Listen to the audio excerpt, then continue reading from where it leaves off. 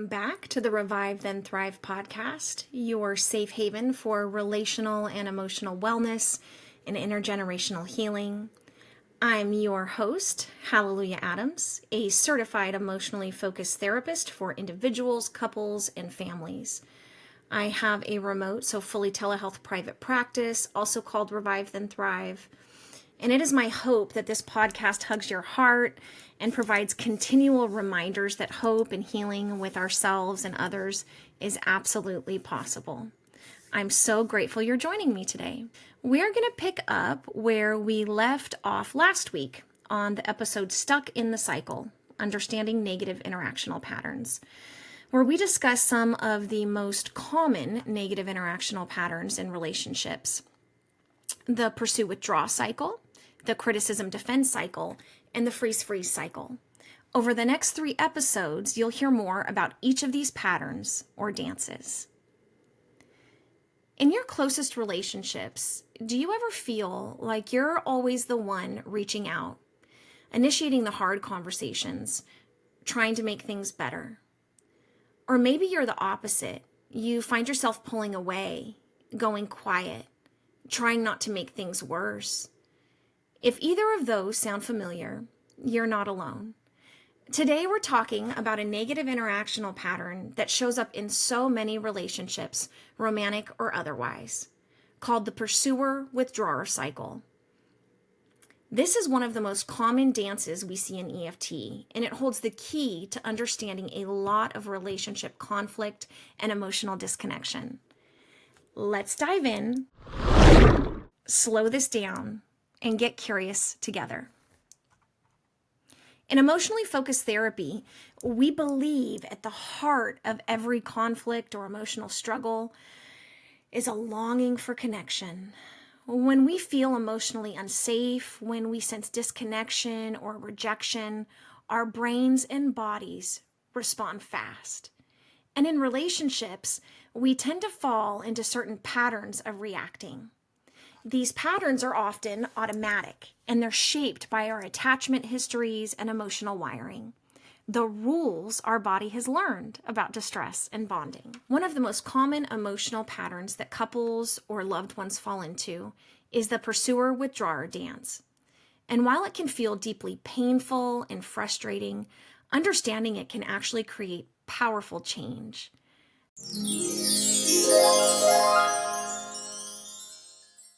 Let's break this down. The pursuer is the one who reaches out when something feels wrong. They often initiate conversation, raise concerns, ask questions, or even get critical. The drive behind these moves or steps in the dance is usually a desire for closeness and reassurance. Underneath the intensity, the pursuer is often asking, "Do I matter to you? Are you there for me? Why does this feel so distant between us?" They may not always ask it in a soft or gentle way, because often they're hurting. But beneath the protest is a longing for connection. The withdrawer, on the other hand, tends to pull away when things feel tense or overwhelming. They might go quiet, change the subject, leave the room, or shut down emotionally. This isn't because they don't care. It's often because they do care. The stakes are high, and they feel like they're failing or can't get it right. What's underneath the withdrawal is often, "I don't want to make it worse. I feel like I'm not enough. I'm overwhelmed and unsure how to fix this." Withdrawers are often protecting themselves and the relationship in the only way they know how, by avoiding escalation. What's so important in EFT is that we look beneath the behavior. Because what looks like anger or shutting down on the surface is usually covering up deeper emotions like fear, sadness, and shame. Here's an example. The pursuer says, "You never listen to me. I'm always the one trying." But underneath that, they're really feeling, "I'm scared. I'm not important to you. I don't know how to get through to you." The withdrawer stays silent, looks away, or walks out of the room. But inside they might be thinking, I can't do anything right. I don't know how to respond without messing this up.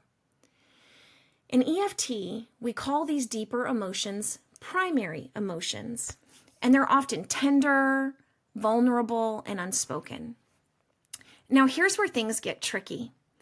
The more the pursuer pushes for connection, especially with intensity, the more the withdrawer feels overwhelmed and retreats. And the more the withdrawer pulls back, the more anxious and hurt the pursuer feels. So they push even harder. This creates a self-reinforcing cycle, a loop, and round they go. And neither person feels heard or safe. Both are doing what makes sense based on their emotions and rules their bodies have learned about distress and bonding. But the pattern keeps pulling them further and further apart. EFT teaches us this crucial truth. The problem is not the person. The problem is the pattern. When couples or partners begin to recognize this dance and name it together, the blame starts to dissolve and something softer can emerge. Curiosity, compassion, even hope. So how do we begin to step out of this cycle? Here are a few powerful steps to start interrupting this dance. 1, recognize the pattern. Begin noticing when you fall into the pursue, withdraw dance. What are the cues? What does it look like? 2, share your deeper emotion. Pursuers, try softening your message. Instead of, you never talk to me, try, I miss feeling close to you. Withdrawers, try sharing what's happening internally. Even saying, I don't know what to say, but I'm here, can be a powerful move toward connection. 3, name the cycle together. Give this dance a name, the spiral, our loop, fire and ice, or the wall. This externalizes the issue. It's not you versus me, it's us versus the cycle. And of course, if these steps feel overwhelming, there's lots of resources, including doing this work with a trained or certified EFT therapist like myself, who can help you feel safer and more supported as you unpack and shift these patterns together. I'll include a list of EFT trained and certified therapists in the comments below for those who are interested.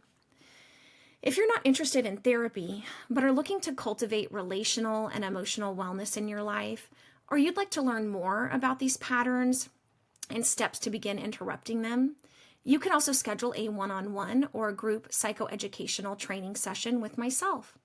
You can also go to www.revivethenthrive.org on the podcast page under the shop to find a free companion worksheet that goes with this episode. This worksheet helps us to start to identify our role in our dance of distress, our pattern, or our cycle. If you want to explore this more on your own with a partner or family member, here's an example of questions and reflections you will find on the companion worksheet. When I feel disconnected, do I tend to pursue or withdraw? What am I really feeling in those moments? What do I wish my partner or loved one could understand about me in those times? Let your answers be honest. There's no right or wrong, just insight and growth. And remember, even healthy and securely bonded couples get into these dances at times. It's human. After all, we all get hungry, angry, lonely, and tired. Whether you pursue or withdraw or switch between the two, these roles are not flaws. They're emotional survival strategies designed to protect your heart and preserve your connection. But these rules our body remembers can only take us so far. When we understand the dance, slow it down, and start to see the feelings underneath it, we can start to create something different, something more secure, open, and emotionally connected. And now those moments that could have turned to disconnection turn to opportunities where we learn, grow, and heal together.